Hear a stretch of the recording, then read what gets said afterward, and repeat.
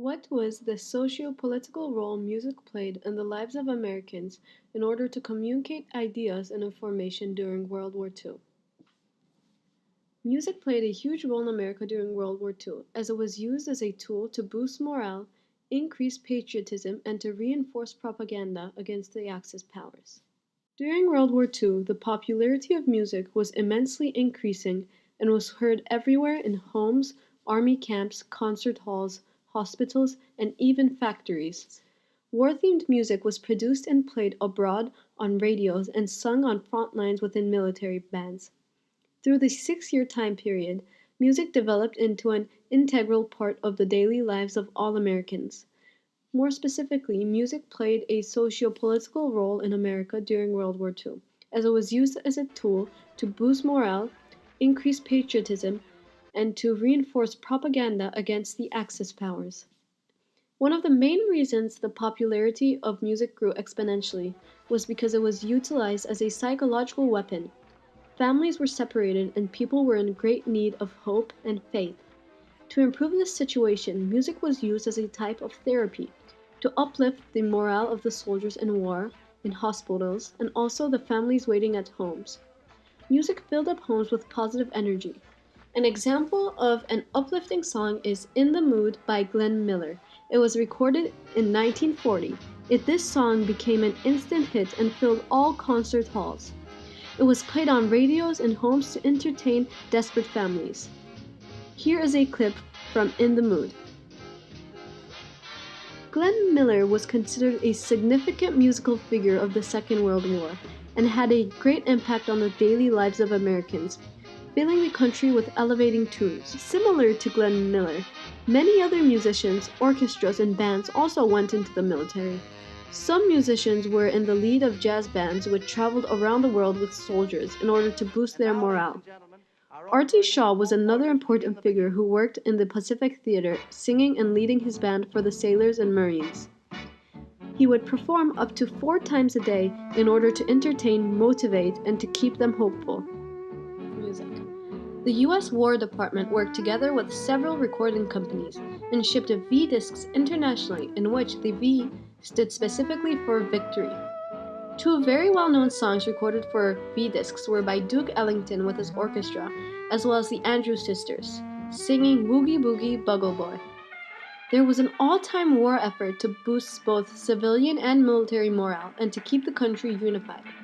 In addition to very entertaining jazz music, very classical emotional songs were also composed as a reference to the separated lovers. These types of songs were used as a tool to motivate the soldiers and remind them that there is someone waiting at home for their return. A great example of this is when O'Connell performed the song "Wonder When My Baby's Coming Home." It's a song that reflects the feeling of a woman at home dreaming of their lover's safe return from war. O'Connell adds her emotions into this piece and allows everyone listening live in concerts or from the radios at home to relate to these emotions. As seen through these examples, music played a huge role in keeping the nation hopeful, entertained, and happy. As the popularity of music grew, it began to be used as a form of propaganda to increase nationalism. Songs were made in order to stir up patriotism among all citizens. The 2 songs which are examples of this are "Remember Pearl Harbor" by Don Reid and "There'll Be Bluebirds Over" by Vera Lynn. The song "Remember Pearl Harbor" was able to increase the pride and support Americans had for their country and troops. There were also other patriotic-themed songs which grew very popular. Another example is "This Is My Country" by Fred Waring. These patriotic songs were able to shift the opinions of the public relating to war. "There'll Be Bluebirds Over" by Vera Lynn, written by Walter Kent and Nat Burton, is a reference to when Germany had been bombing Great Britain in 1940. And this song was written as a response to the Battle of Britain. Its lyrics look forward to a time in which peace would reign again in the skies of cliffs of Dover. These types of songs were ways to evoke emotion in the listeners and unconsciously unify the Americans against Germany. The lyrics and meanings behind these songs come together in order to provide the audience with a greater sense of appreciation for the sacrifices made by the nation's army. Lastly, music was also used as a tool for propaganda, in which highly negative views about Germany and the Axis powers were presented. A very popular song was Der Führer's Face Donald Duck parody. Their first face, Donald Duck, was a very famous Walt Disney clip, which mocked Hitler and his followers. It was first recorded in late 1940 by the very well-known music group Spike Jones and his City Slickers. This was a parody of an authentic Nazi song with rude noise effect. It became very popular and an instant hit on radio broadcasts. During that time period, Disney's work mostly focused on factual films for the armed services, as well as anti-German and anti-Japanese animated short musical films for the public.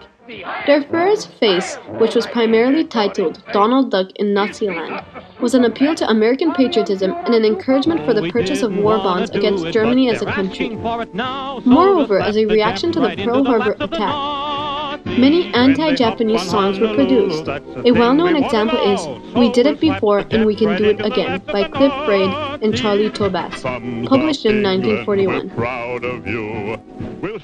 In conclusion, music was used for a wide range of reasons, starting from boosting morale, being a source of entertainment, communicating opinions about the Axis powers, and all in one, unifying the nation with patriotic war-themed songs.